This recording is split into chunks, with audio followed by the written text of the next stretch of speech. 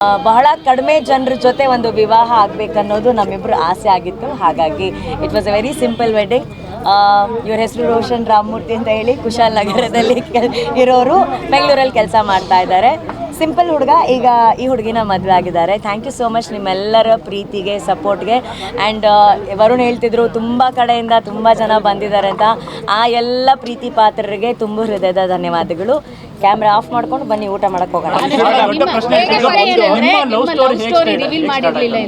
Actually ಯಾರು ಹೇಳಿದ್ರು ನಂಬಲ್ಲ, ಅದಕ್ಕೆ ನಾವು ಯಾರು ಹೇಳ್ತಾ ಇಲ್ಲ. ಇದು ಸಿಂಪಲ್ ಲವ್ ಸ್ಟೋರಿ. ನಾವಿಬ್ಬರು ಫ್ರೆಂಡ್ಸ್ ಆದ್ವಿ, ಕಾಫಿ ಕುಡಿದ್ವಿ, ನಂಗೆ ಅವ್ರು ಇಷ್ಟ ಆದರು, ಅವ್ರಿಗೆ ನಾನು ಇಷ್ಟ ಆದೆ, ಲವ್ ಆಯ್ತು, ಮದುವೆ ಆಗಿ ನಿಮ್ಮ ಮುಂದೆ ಕೂತಿದ್ದೀವಿ.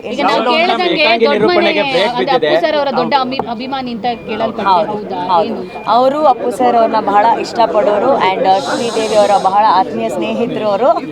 ಸೊ ಅವ್ರ ಥ್ರೂನೇ ಆ್ಯಕ್ಚುಲಿ ಅಪ್ಪು ಸರ್ ಅವರ ಕಾರ್ಯಕ್ರಮದ ಮೂಲಕನೇ ನಾವು ಮೀಟ್ ಮಾಡಿದ್ದು ಪುನೀತ ಪರ್ವದಲ್ಲಿ.